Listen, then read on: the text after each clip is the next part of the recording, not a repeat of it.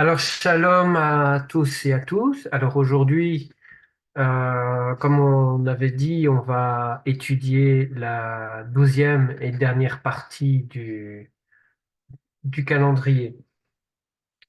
Alors, je vous remercie déjà à tous et à tous d'avoir suivi toute cette longue étude, parce que c'est vrai que ça a été très long.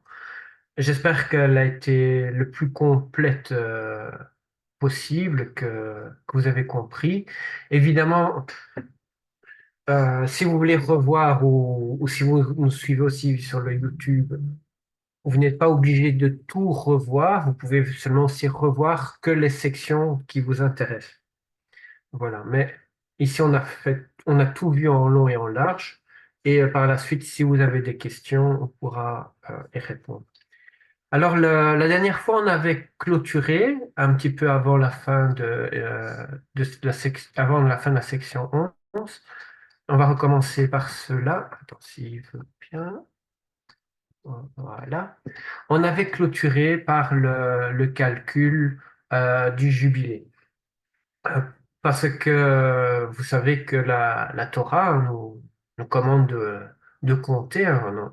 On avait compté les Homères. On compte aussi les, les- euh, chaque année sabbatique, hein. Donc, c'est les années de sabbatique, donc 7 années.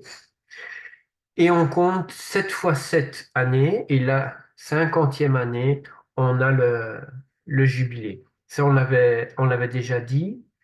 Alors, on sait, grâce à Flavius Joseph, hein, vous le connaissez bien maintenant, c'est notre historien qui nous a rapporté beaucoup de témoignages historiques par rapport à certains événements, par rapport à certaines notions de temps aussi. Et grâce à lui, on a une repère, hein, par rapport à une année sabbatique qui a été prise pour la prise de Jérusalem par Hérode au moment de la fin de l'année sabbatique de l'an -37 à l'an -36 de notre ère. Et grâce à cela, ben, on peut remettre sur une ligne de temps de quelles sont les années sabbatiques. Donc évidemment, vous voyez que une année sabbatique, c'est une période de sept ans. Et grâce à cela, eh ben, on peut avoir une idée de quand va tomber donc le moment du jubilé. Alors, on l'avait vu la fois passée, hein, et aussi quand notre frère Bernard, lors de la paracha qui parlait justement du thème du jubilé, où on parle d'une période de 49 ans, de 7 fois 7, 49 ans. Et donc, il faut que cette période ne soit pas coupée pour avoir une période toujours de 7 années à chaque fois. Et donc, la 50e année va correspondre en fait à la première année de la succession de cette année suivante. Alors, ici, vous voyez que sur la période en jaune, on voit donc les années sabbatiques, hein, donc les années de Shabbat. Et puis, évidemment, ben, on peut se poser la question, mais quelles seraient donc les années de jubilé? Enfin, quelle serait l'année de jubilé pour cette époque? Alors, selon les Écritures, selon les calculs, il y aurait plusieurs dates qui seraient possibles. Donc, ça pourrait être l'année 13, l'année 20, l'année 27 ou l'année 34. Donc, ce serait une période approximative qui peut être trouvée par des calculs ou par des recherches historiques. Donc, au niveau calcul, vous savez que nous sommes à l'année, selon, avec le calendrier hébraïque, on est en 5784, qui correspond à l'année 2024. Donc, l'an zéro, parce que souvenons-nous, l'an zéro correspond à l'année astronomique 0, hein, donc par rapport au calendrier julien, parce que vous savez que les Romains n'avaient pas d'année zéro, mais au niveau astronomique, pour calculer le temps, on a ajouté une année zéro. Donc l'équivalent, c'est donc l'année zéro donc de 3760. Donc, on peut compter qu'en 3760, on était à la période de 76 jubilés, virgule, etc., etc., parce que les années étaient encore en cours jusqu'au prochain.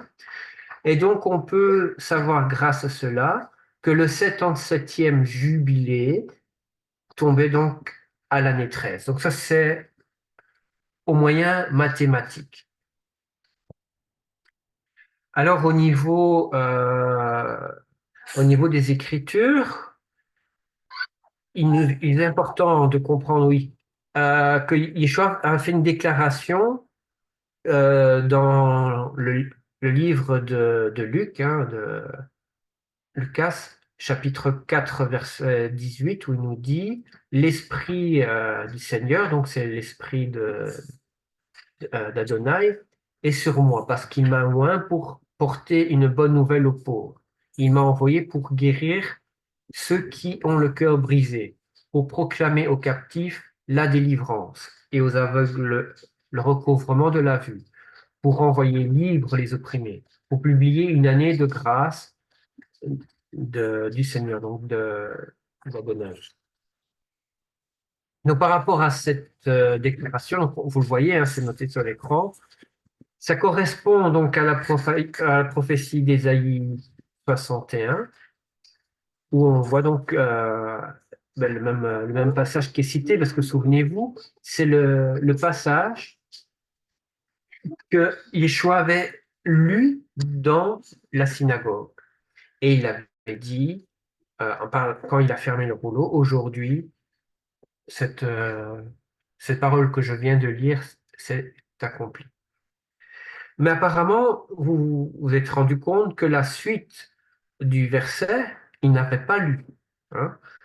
La deuxième partie du verset d'Isaïe, où il nous dit, et une année et un jour de vengeance de notre Elohim pour consoler les affligés. Alors, ce passage, le fait pourquoi il aurait lu que la première partie, la deuxième partie, ce qu'il a cherché à nous prouver, c'est que la première partie a été accomplie lors de sa venue. Donc, lors de sa venue, il y aurait eu une année de délivrance. Et donc, pour tous ceux qui étudient hein, la Torah, donc comme vous ici présents, on l'avait vu la fois passée ensemble, cette année de délivrance fait partie donc de cette année de jubilé, du Yovel. Et donc, cette référence fait l'année du Yovel. Et la suite du verset, où on parle de la colère, c'est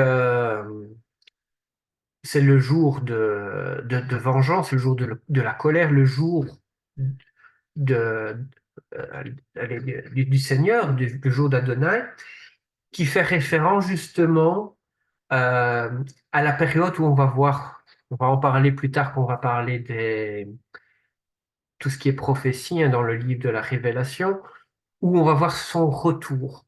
Et donc la deuxième partie du verset va invoquer son retour. Donc il y aura en deux temps. Donc la première partie, on voit il a été accompli lors de sa venue. Et la deuxième partie aura au moment de son retour. Donc ça, il est très important de comprendre qu'il y a donc dans le ministère de Yeshua deux périodes de temps distinctes. C'est pour cela aussi, rappelez-vous qu'on parle aussi de Yeshua ben Yosef et Yeshua ben David aussi. Donc là, on associe Yeshua ben Yosef lors de sa première venue, hein, le Messie souffrant, le Messie qui va se donner pour que nous puissions être rachetés, hein. Et alors il y aura le Messie ben David qui va invoquer donc son retour, où il va venir comme roi de rois et le Seigneur des Seigneurs, donc le Adonai des Adon.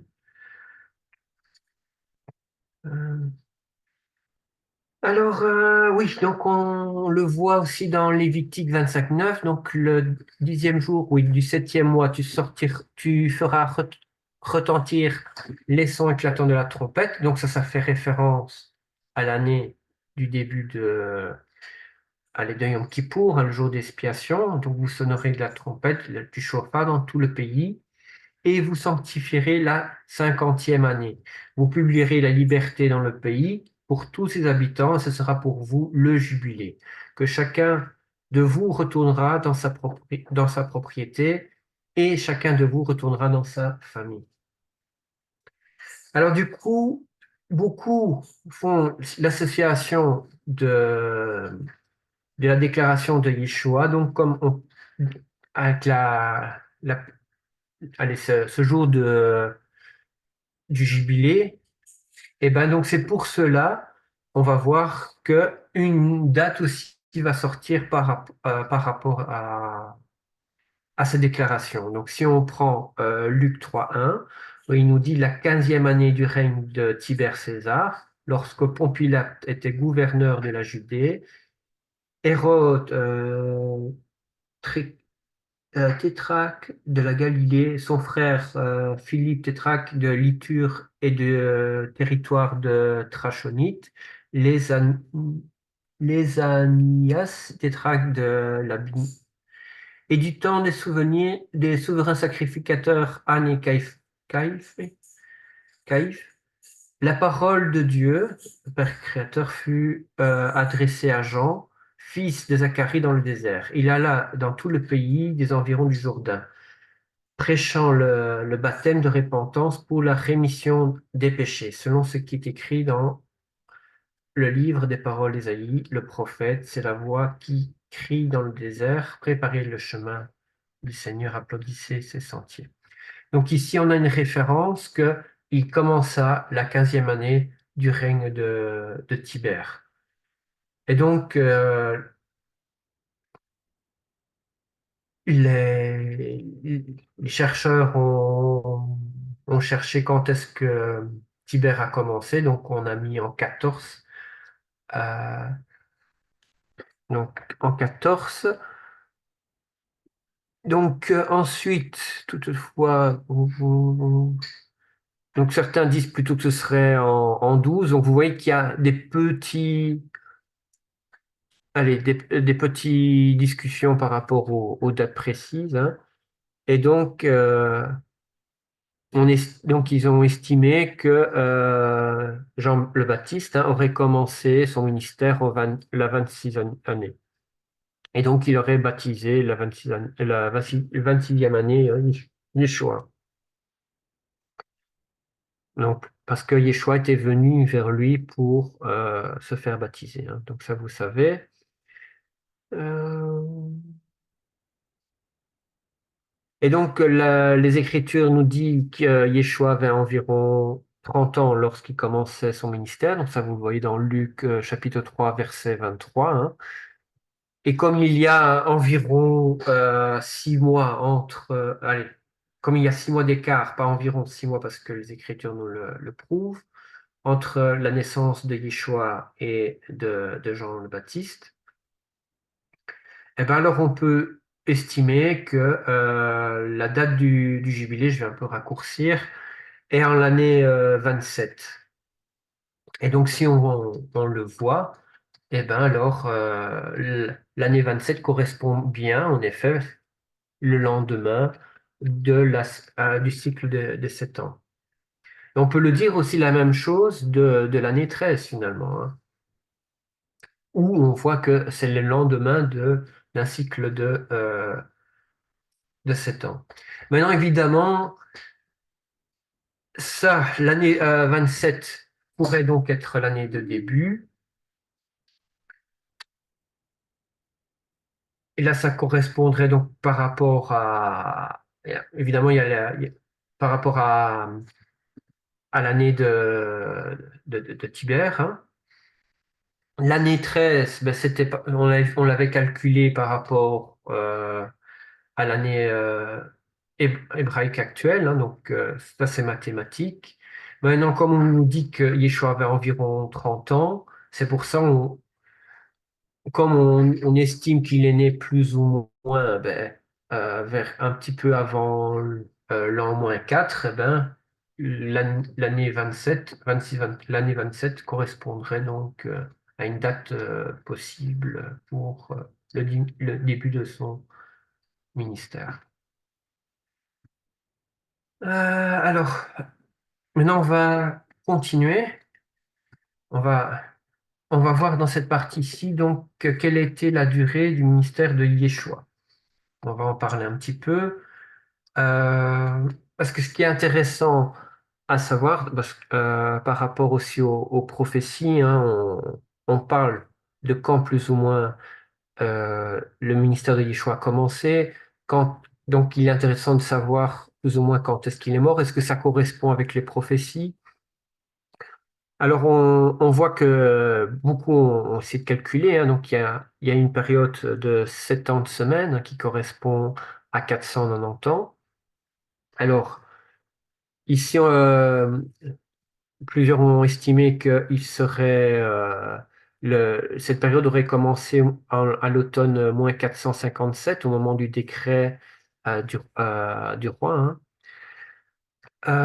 Ensuite, en automne 408, hein, on a la reconstruction de Jérusalem,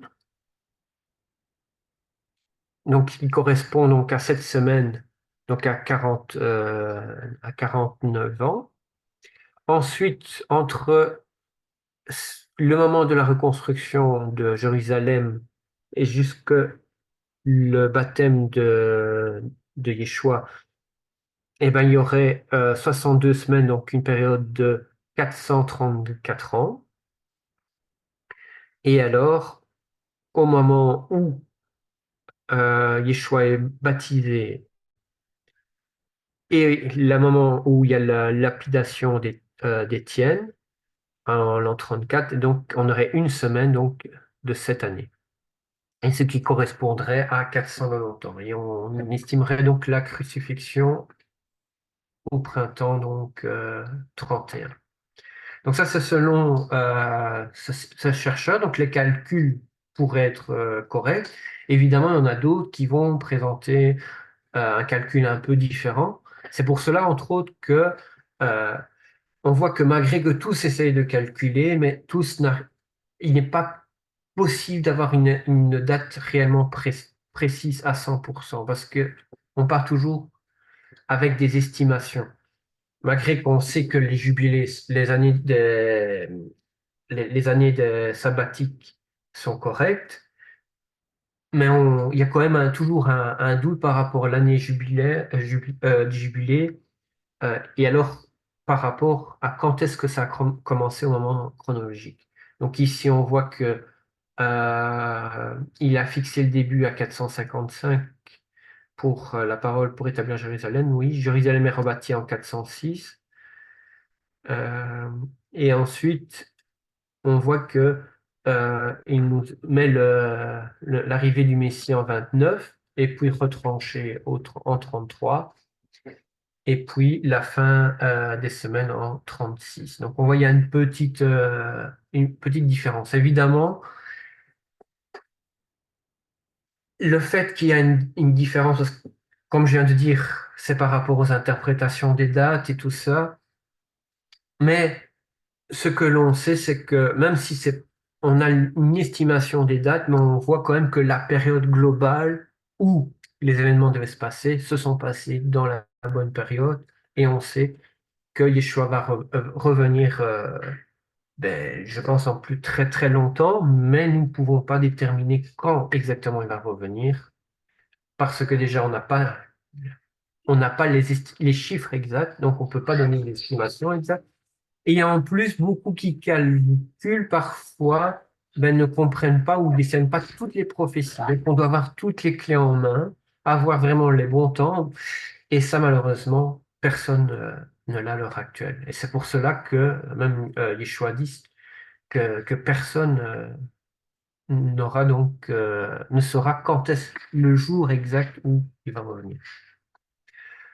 Euh, euh, alors, on a parlé donc ici de la prophétie. Pensons pas. On a dit ce qui était essentiel, hein, non.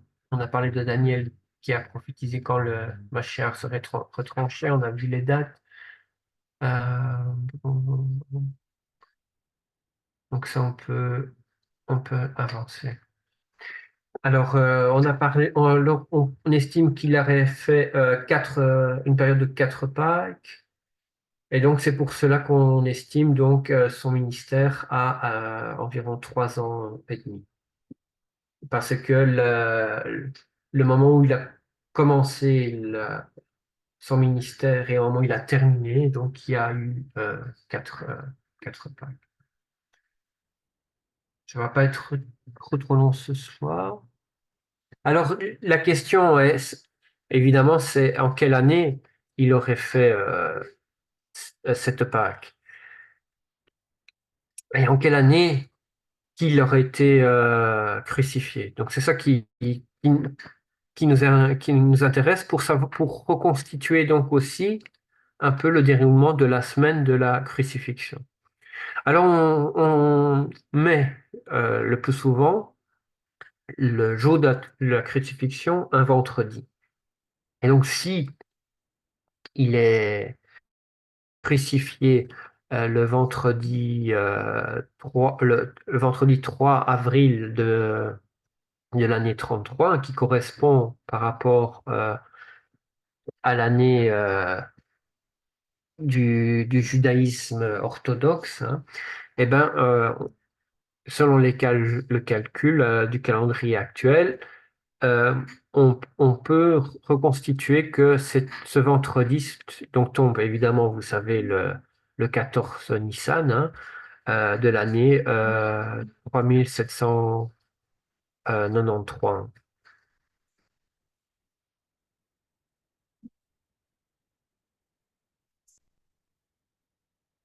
Alors, on avait parlé aussi la fois passée du signe, hein, de la femme et du dragon.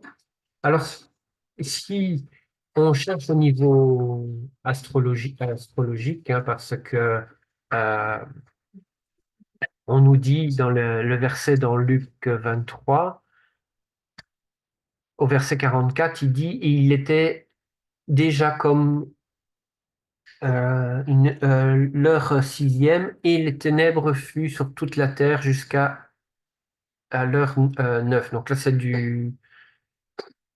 une traduction mot à mot, hein. Le soleil manqué, déchiré de le voile, et le temple au milieu est appelé. Alors on peut voir que dans les passages qu'on a lus, le mot qui va ressortir, qui nous intéresse ici, c'est le mot hélios. Hélios, donc, qui est traduit donc par le soleil.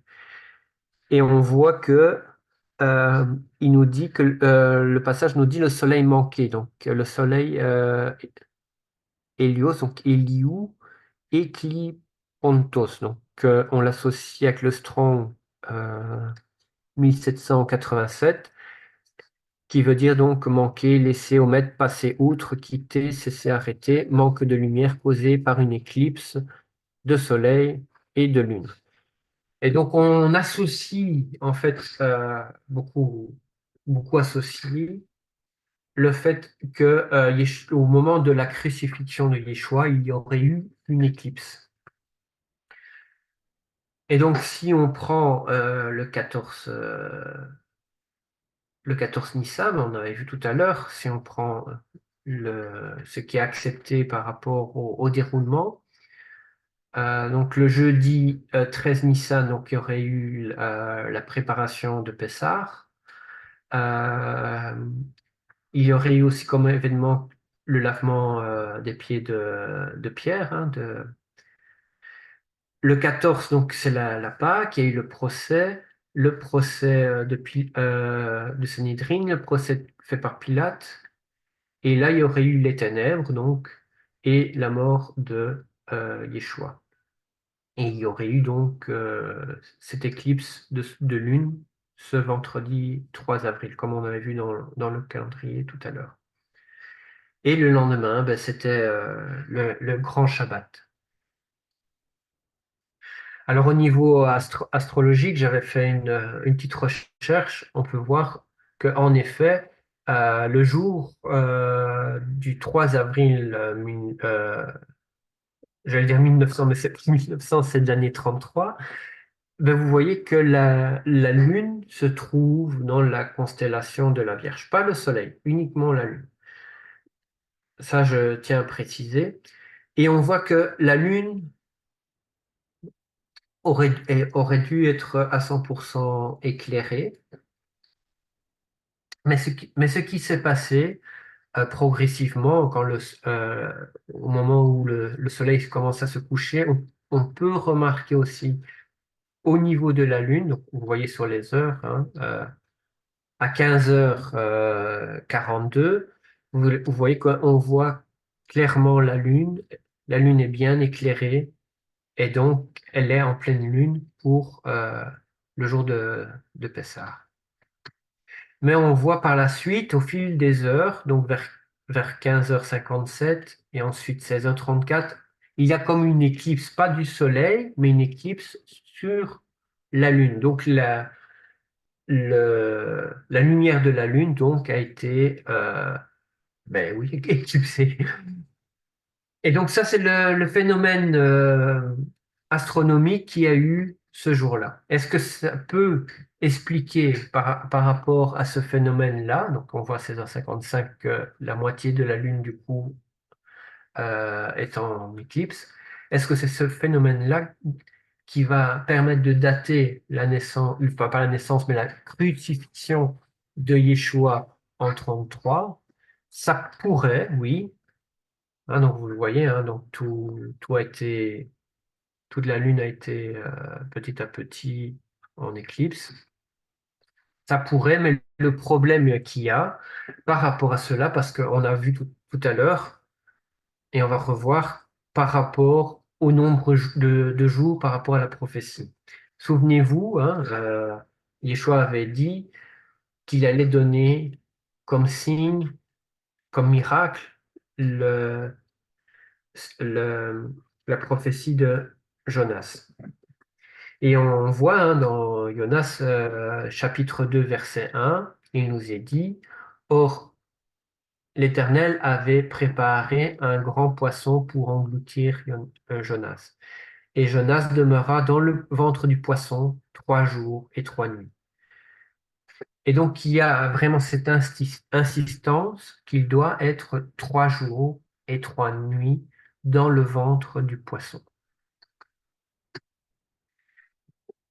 Alors le problème vous pouvez voir, hein, si il est crucifié le vendredi et enterré ben, le vendredi, donc vous avez ensuite la nuit du vendredi. Pourquoi on parle donc de la première nuit, le jour, le jour 1, donc c'est la nuit 1 du jour 1, parce que n'oublions pas que une journée commence au coucher du soleil, donc il y a la nuit du vendredi, c'est la nuit 1, donc du jour 1. On a la journée du samedi qui est le jour 1. Puis on a la nuit du samedi, donc de Shabbat, hein, qui est la nuit 2, donc du jour 2. Et puis on nous dit, euh, Yeshua est ressuscité. Donc la journée du dimanche, peut-être au dimanche matin. Mais le problème, oui, il serait, selon cette théorie, ressuscité, pardon, le dimanche matin, parce qu'après, on voit que euh, allez, les femmes sont arrivées au tombeau. Et en arrivant au tombeau, il était déjà ressuscité. Donc, c'est pour cela que la tradition fixe la résurrection le dimanche matin. Mais le problème, c'est que nous voyons, c'est qu'il n'y a pas de 3 jours et 3 nuits complètes. Alors, si on reprend les textes, hein, si on reprend le verset 44, il nous dit et était comme était déjà comme l'heure sixième et les ténèbres.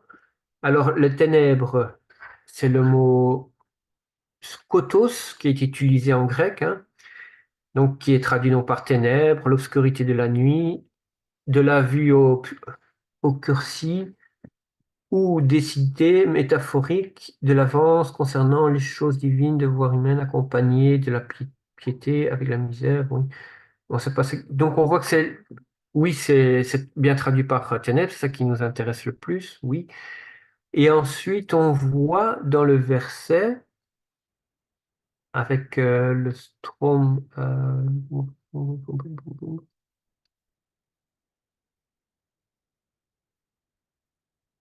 on voit dans le passage où il y a le mot skia qui était utilisé. Maintenant, je ne le vois plus où je l'avais vu. Euh,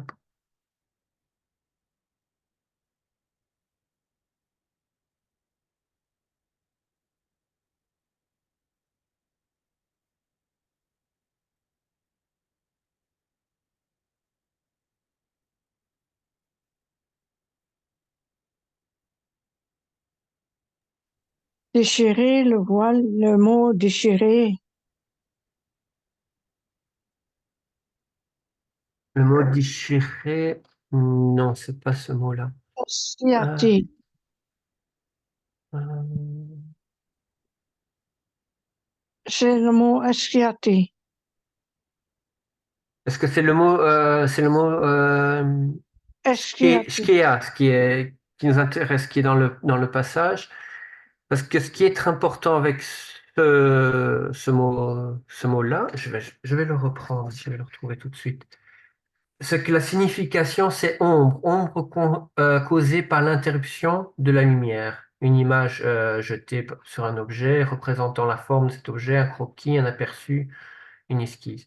Donc on parle d'une ombre qui qui va causer par l'intercession de la lumière. Donc il y aura en effet quelque chose qui va cacher la lumière. Je vais essayer vite de retrouver exactement où est le mot pour que vous l'avez. Euh, Et donc, c'est le mot qui a.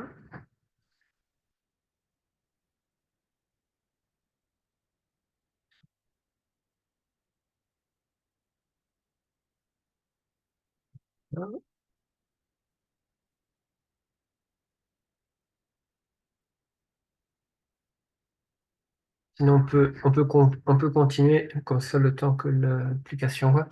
Mais alors, ce qui est intéressant, c'est que si on parle de ténèbres et on voit que la lumière a été cachée, eh ben, ça peut s'expliquer également, pas par une éclipse, mais par simplement avec des nuages qui se sont tellement rassemblés ils ont caché le ciel, formant comme la nuit, tout simplement. Et donc, ça peut être ce phénomène-là qui s'est passé. Alors, je vais essayer de retrouver vite le passage. 46, 39,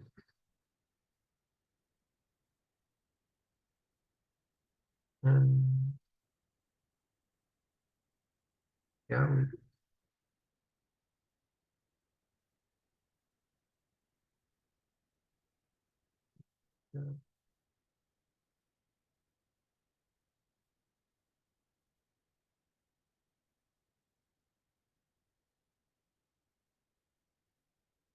normalement, c'est traduit par. Non, ouais. Oui, pardon, c'est moi. J'ai mal compris. Excusez-moi. En fait, le mot skia, quand on voit du mot ténèbres, en fait, le mot skia est tiré en fait de la racine du mot ténèbres. C'est ça en fait que je voulais expliquer. Ça m'est revenu. Et donc, ce ténèbre peut être provoqué simplement, donc comme je vous ai expliqué, par ce nuage qui va venir cacher donc la lumière du soleil. C'est ça que je voulais vous expliquer, vous montrer.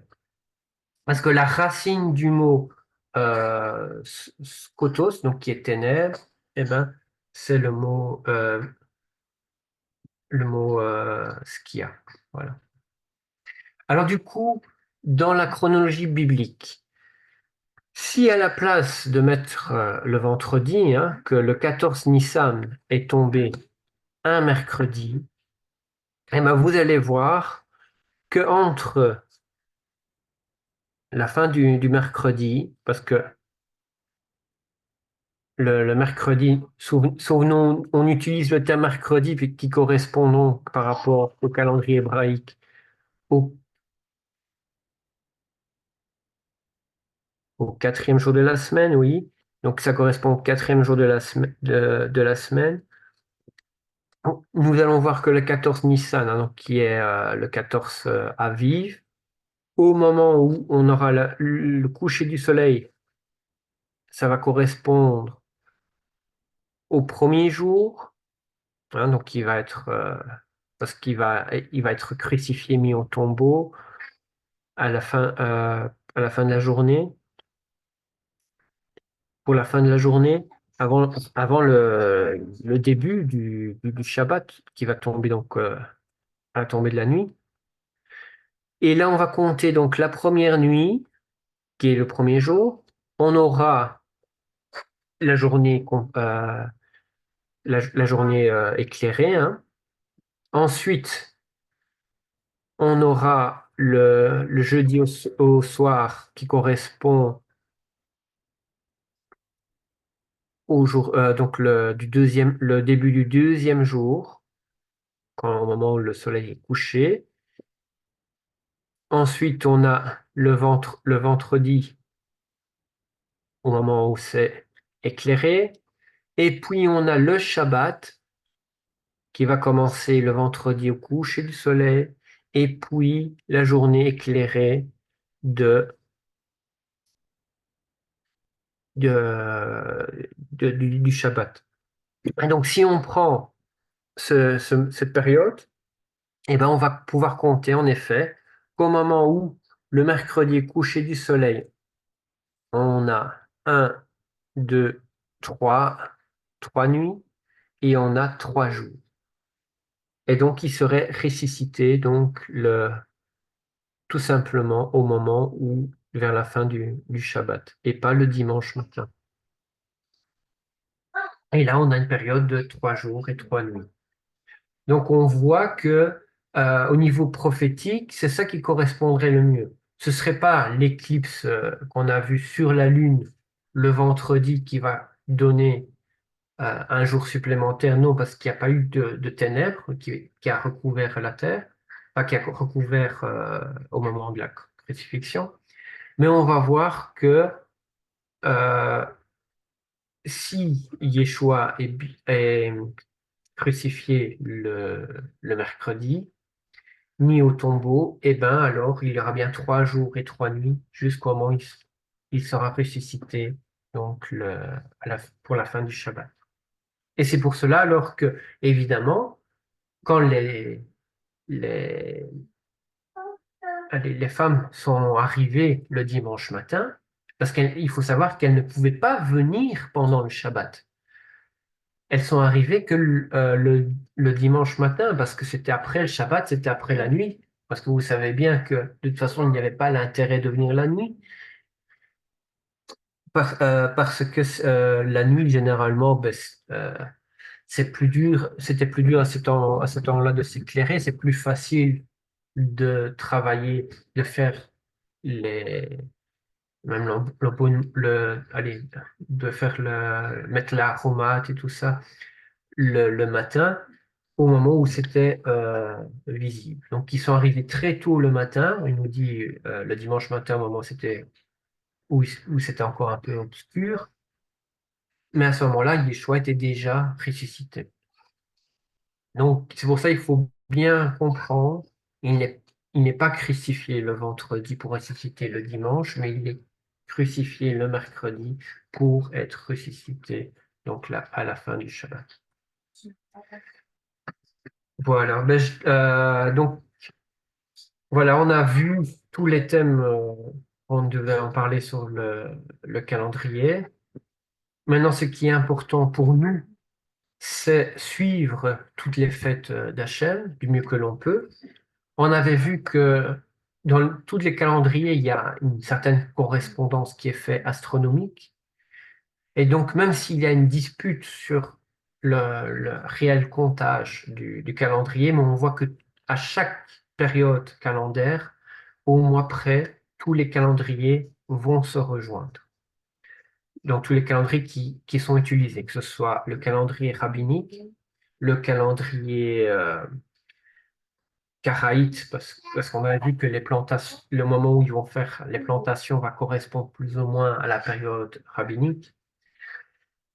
Et on voit même au calendrier d'Enoch que du fait que le rabbinique et de l'Enoch vont utiliser l'équinoxe du printemps pour faire les recadrages, c'est pour cela qu'on est certain, à un mois près, que tous sont plus ou moins sont tous dans la bonne période. Évidemment, on aimerait avoir le jour exact qu'il faudrait faire la fête. Peut-être que l'un ou l'autre calendrier serait peut-être plus exact. Évidemment, tout cela, c'est une question aussi